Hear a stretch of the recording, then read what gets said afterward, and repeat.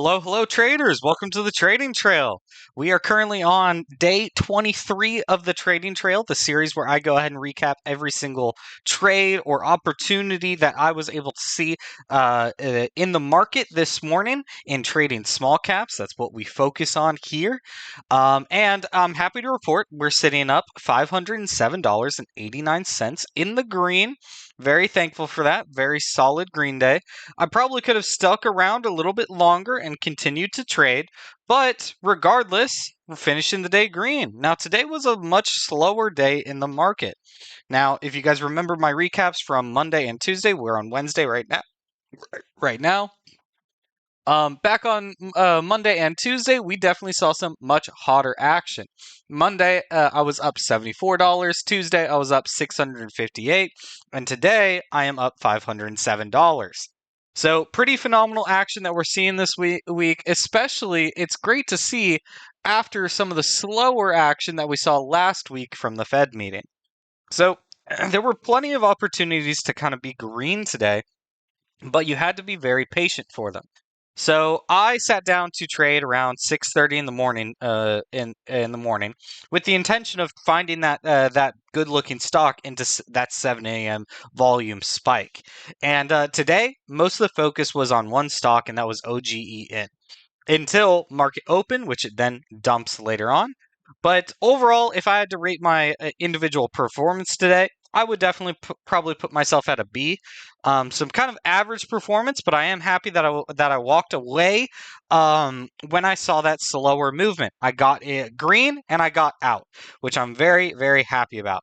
Now, I did rush a few entries, especially on OGEN. I gave back some profit trying to play it a second time. And I got in when price was extending from the 10 EMA on the 5. Now, there were a few reasons why I thought it was going to make a bigger move in that moment, but we can get into that in just a second. So, first trade of the day was on OGEN, and that was within this area right here. Now, what I was looking for was for this 7 a.m. volume spike to kind of get price up and going. And that's exactly what happened. So on this first trade, I actually locked in, I think it was like $490 of profit, gave back a little bit more right here, and then made a little bit more back on KITT. So let's get right into OGEN and why we had such a high focus on this one. This early in the morning, there were only a few stocks that were actually setting up. And if you looked at the longer time frame on all of them, this setup on OGEN looks much more tempting and shows much more room to run. Now, what I really did not like this morning, I wish I got a screenshot of it, but if you looked at the pre-market scanner right here, and if you notice on all of these tickers, most of them are just penny stocks. I'm not a big fan of trading penny stocks. So that's exactly what we ended up seeing this morning. And on most of these penny stocks, the longer time frames just absolutely sucked. So like for example, which one? CYN, that one's longer time frame sucked. Um, SFHG, that longer time frame sucked. ASST longer time frame absolutely sucked. So there were just a number of them where I remember looking through the daily chart and the 4-hour chart, and I was like, there's not much room to run. And it's very choppy action, like SFHG and ASST. Both of these down here were very, very choppy action and didn't show enough room to run as compared to OGEN. OGEN was definitely had the longer time frame setup, and let's get right into why.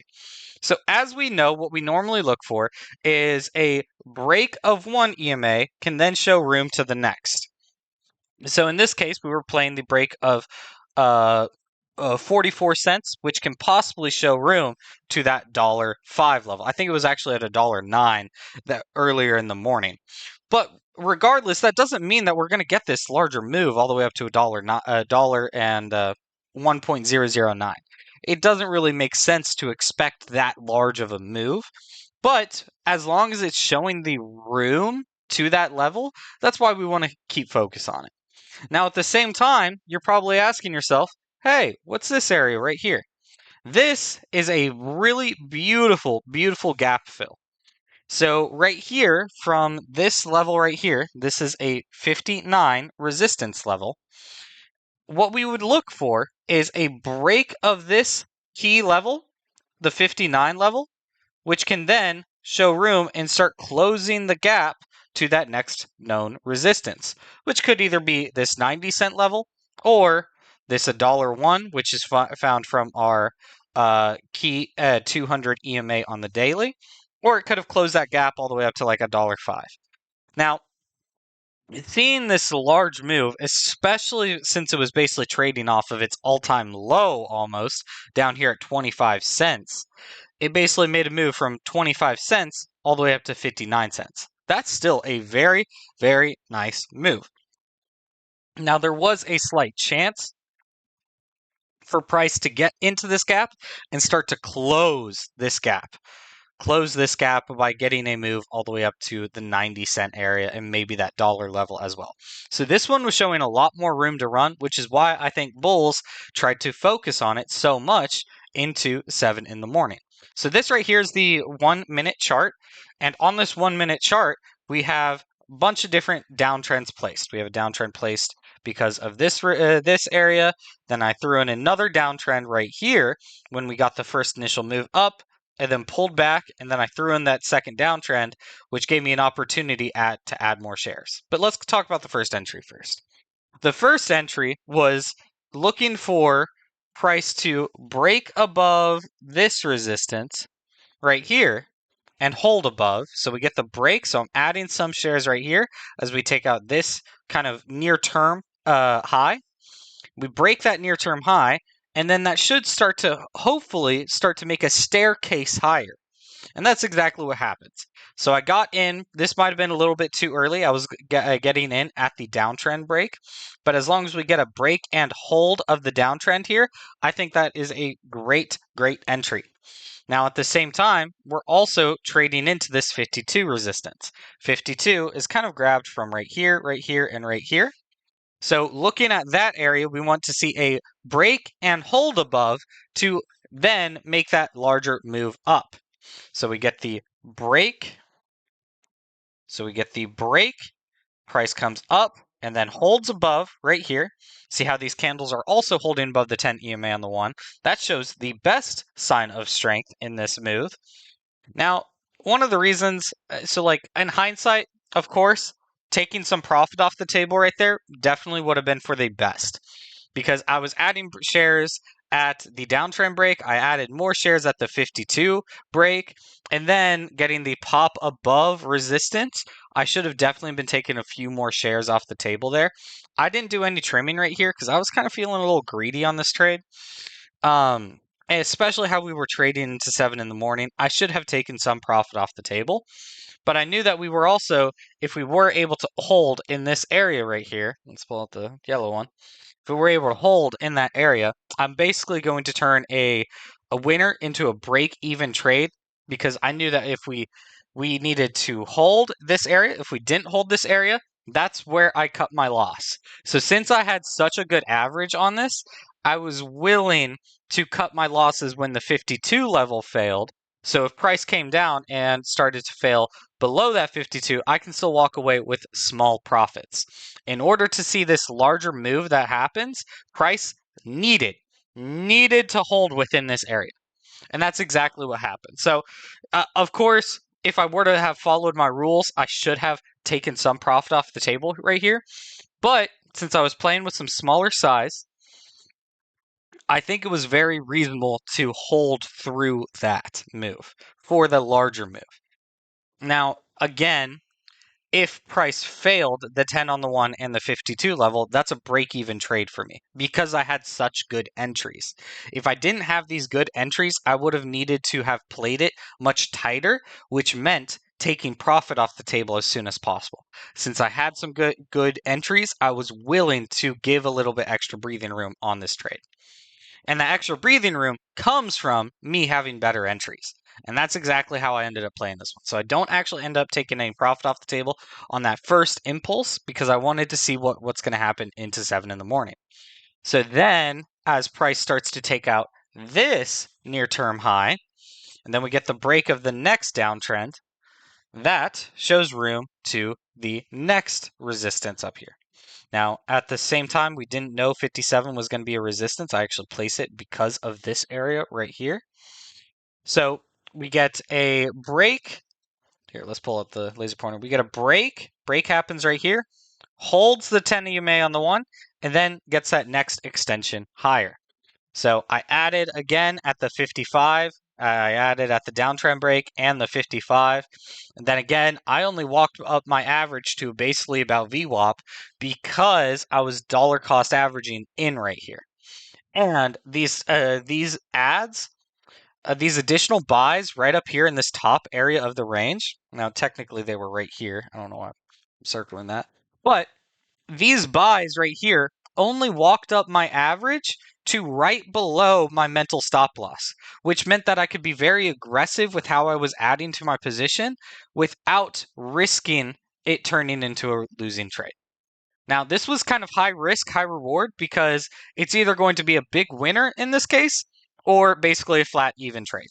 So in this case, it ended up being a phenomenal winner, and I ended up making, $500 just from one trade. So I think that this was a great trade, and then I end up taking, I think, like about 75% of my position off the table up here. It was probably between like 50 or 60%, but I do a lot of profit taking within this area right here.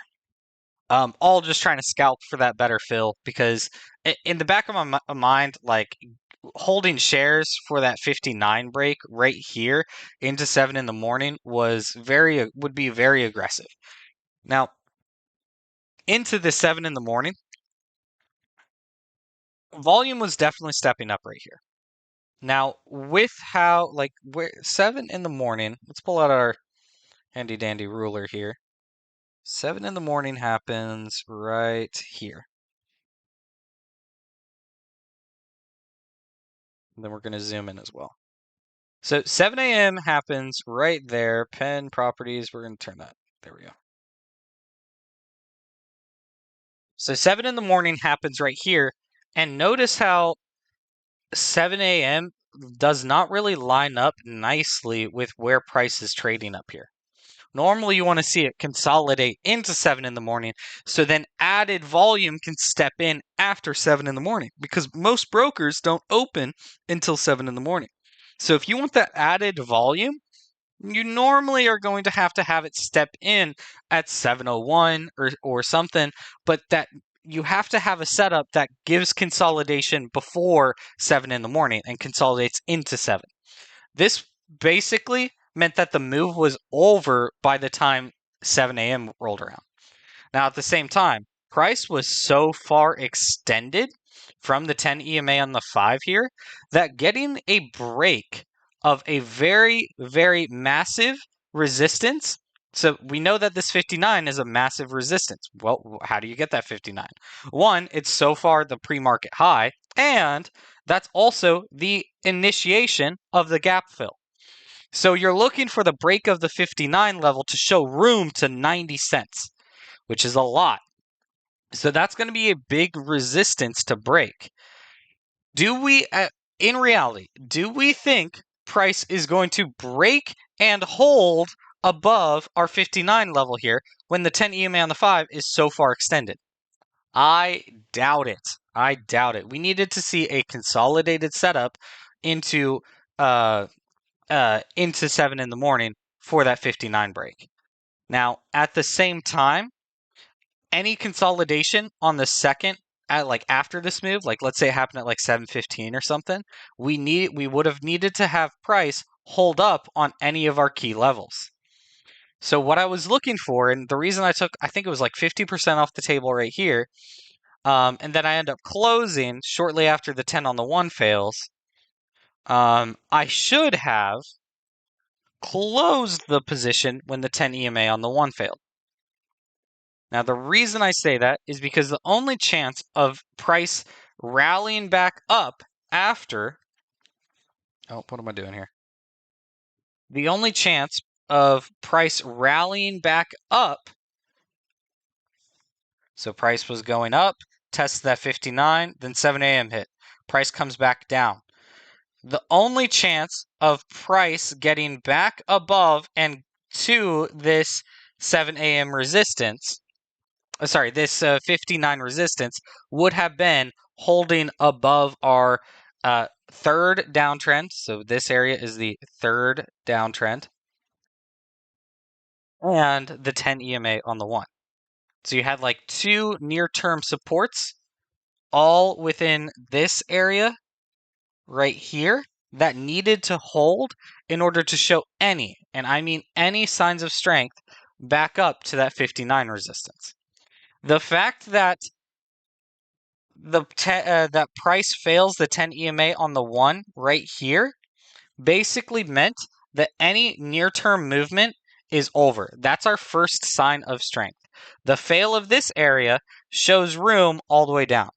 So that's why I'm actually happy that I didn't sell my entire position up here, because price holding above the 10 EMA on the 1 here could have actually given us a nice little pop above that 59, or could have allowed price to consolidate within this area and then build up strength for that larger move. None of these things happen because just by having focus on that 10 EMA on the 1. If I sold the rest of my shares at the fail of the 10 EMA on the 1, I probably would have maintained an extra $100, $200 worth of profit. I was up unrealized $800 on this one trade. I'm walking away only $500 green on this ticker. So kind of unfortunate. I gave away a lot of profit, and then I gave even more profit away right here. But again, I think the best look for this one into 7 a.m. to break that 59 resistance would have been holding within this area and then making that larger move. A fail of this area is simply going to show room at least to the 10 EMA on the 5. And if price comes back down all the way to the 10 EMA on the 5, you're going to find another setup somewhere in here to play it again. Where if price just comes up, tests the 10 on the 1, and then continues on higher, you don't really have any good entries unless you already have a really good position. So I think closing at the 10 on the 1 was the right idea. Unfortunately, I closed down here when I suspect the 10 on the 5 is going to fail as well. So just in this little move right here, I ended up giving away about $250 worth of profit because, again, I didn't close my position up here. So a good one to study. This is kind of textbook into 7 in the morning. Textbook on the front side of 7 in the morning. Like sometimes you'll get some really nice moves between 6:30 into 7 in the morning as as stocks are really trying to battle it out. Which one is going to be that larger move into 7 in the morning? And OGEN was definitely the one you wanted to have focus on. Another one that I ended up trading was KTTA. This one was pretty slow. Action was, excuse me, very slow this morning. And there's a few things I want to point out on KTTA. And one is this is a perfect example of trying to avoid a false breakout. I end up getting in on the false breakout. So this is going to be a good one for me to just go back and study.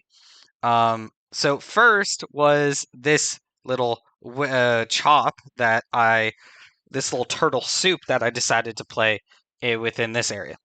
This was a kind of sloppy decision. I was like, you know what, I'm just going to throw in, $100 for a starter position because I was like, all right, price caught that first initial move up, starts coming down, and then fails the 10 EMA on the 5, but quickly gets back above it. And a 5-minute candle closed here. So I was like, you know what? If the next 5-minute candle is like that, then this is going to be a great starter. So then I can go in even heavier at the 3.9. Kind of aggressive trading, let's be honest. And then right when I saw that price was going to fail the 10 on the 5 again, I just got out. So this is a good example of, not putting 100% faith on every single buy that you throw out there.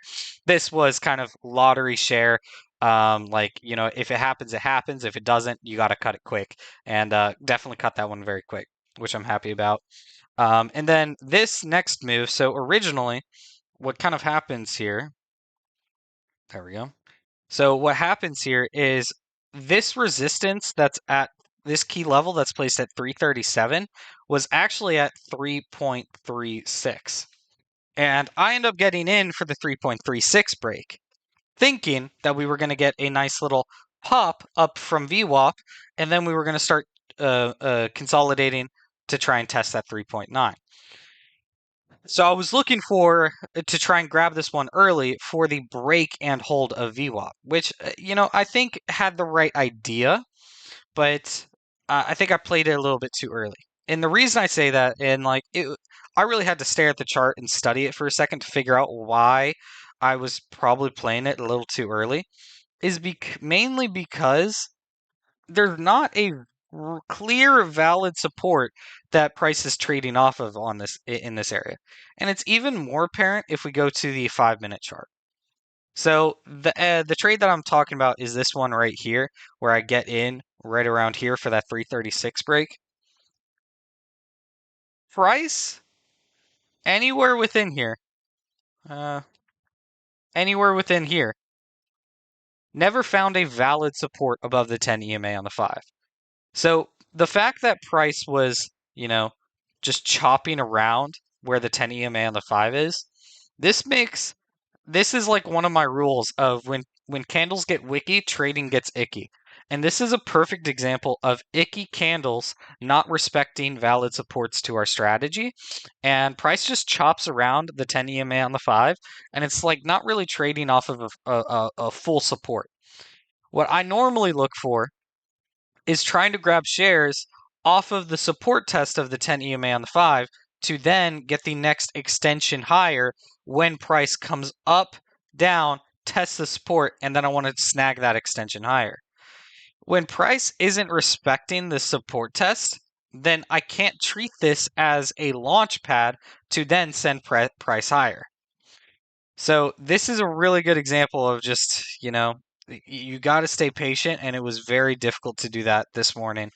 So I do end up getting in right here, and then I hold through this dip, which I'm gonna be honest, I'm not actually happy. This was a really nice green trade. Like I ended up making $100 on it because I think I ended up selling most of the shares finally. Yeah, in this area when the 10 EMA on the 1 fails above the VWAP area. So I mean, it was like a nice 10% trade from my average. But regardless, me having to hold through a minus 10% dip, it's just hard for me to argue that. And in hindsight, I probably should have gotten out right there. Price came down, failed the 10 on the 5.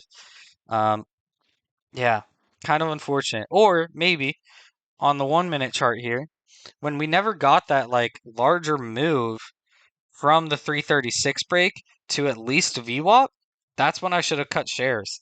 I should have gotten out very, very quick. And I was thinking about it. I certainly was thinking about it. But man, man, oh man. So I do end up holding through this dip. And I think some of my thought process actually came from the 90 EMA on the 1-minute here, where I saw price hold above it here. If we can get a hold above it here, then that might start that next staircase higher. Okay, we don't get that next higher low, but we do hold above the 90 on the 1 again. And then that's kind of what helps that larger move. So I'm not really used to trading this slower action because, let's be honest, this is just chop. The no real moves are actually happening in this area. And I think that's mainly due to, us not staying patient for a nicer looking downtrend break. Yes, that these are downtrend breaks, but let's be honest, they're very aggressive downtrend breaks that don't really have too much validity. Well, the best downtrend that you can ever have, I'm going to go to the side here and draw it. You're going to have a peak, a valley, and then another peak like that. And from this action, you can draw in a really nice downtrend. So you would look for price to make a higher low in respect to this area, make a higher low, break the downtrend, hold above the downtrend, and that's what starts that larger move. So the fact that we never got, so this is the first peak, this is the second peak right here. We never got the second peak. These are downtrends just straight into a valley, and it's not really giving price a chance to make that larger move. So what I really needed to stay patient for probably would have been trying to play this 3.9 break. I think the 3.9 break would have been a much safer entry. Now, on the slower day, I do understand trying to catch it early, so you have a little bit more chance to get away with profits. But we know that the larger move is not going to happen until you see a consolidation before the 3.9 break. So, regardless, I'm very happy that I was able to make some money on this one. Like KITT, yeah, nice KTTA, $141 winner, so pretty fantastic. But I did have to hold through like a, minus 80, $90 dip, which I'm not too happy about. But now let's get into my favorite trade that I missed out on today, and that was QNTM.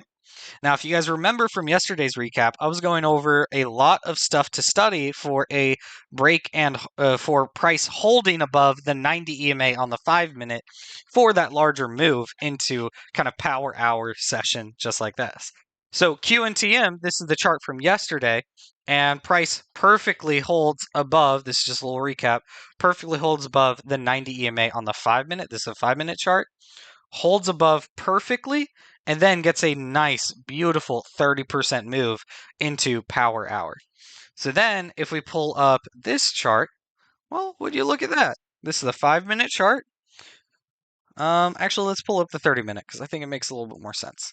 So this 30-minute chart, this is a perfect example of a 30-minute downtrend break. So we have a downtrend place from this high, yesterday's high, some of the consolidation in power hour, found more resistance, more resistance, and so on. So we know that price has come up and tested this downtrend multiple times. And then if you look on the 30-minute chart, this 25 EMA on the one, price, it comes up, down, test support. Up, test the downtrend again. Comes down, test the support. Comes up, test the downtrend again. And it's just chopping around and going up and down, fighting between the resistance of the downtrend and the support of our EMA here. So just looking at this, we would have to assume that price is going to break out to the upside or to the downside, and then start to make those lower lows. In this case, it ended up breaking to the upside. And you could have figured that out today just by keeping focus on this beautiful, beautiful, beautiful downtrend that is right here.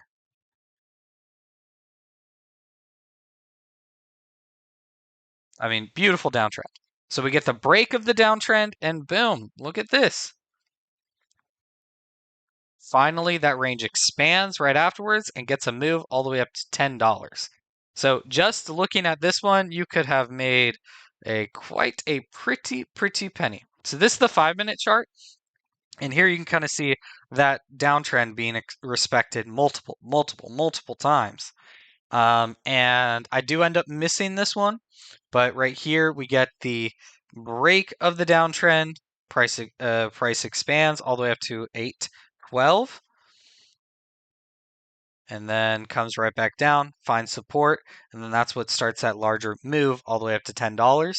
So it might actually be worth it. I'm most definitely going to study this one, but QNTM, I think it's going to be really worth it to study this one into tomorrow and whatnot, because again, we've studied this play multiple times where price tests the 10 EMA on the 30 and then makes a larger move after that. So test the 10 EMA on the 30 here, test it here, makes a nice little move, and test it again, makes another move.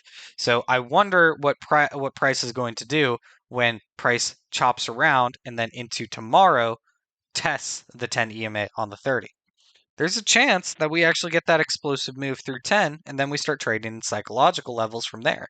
There's a chance, not a guarantee, but at the same time, price is extended so far, so it coming back down, maybe testing the 812, making that as turning that into a more valid support, and then continuing on rallying higher. All very reasonable things to expect price to do, but what I would look for is I want to see what happens when price tests the 10 EMA on the 30. But that has been all the trades that I was able to kind of find or study today. Thank you guys for tuning in to the trading trail recap. It's been a fun one, and then I'm looking forward to finishing the week strong. We have Thursday tomorrow, and that is going to be the 24th of the 24th day of the trading trail, 24th day of the market as well. So I will talk to you guys tomorrow. Safe trading, y'all.